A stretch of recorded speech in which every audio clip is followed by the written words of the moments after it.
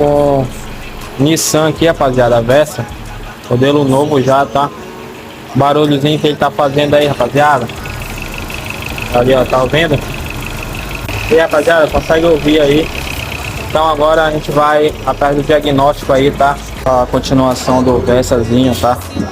Do barulho do motor. Não marca nada de óleo, rapaziada. Então o que que a gente vai fazer? Primeiro passo, a gente vai trocar esse óleo, tá? E pra ver se vai eliminar o barulho, tá?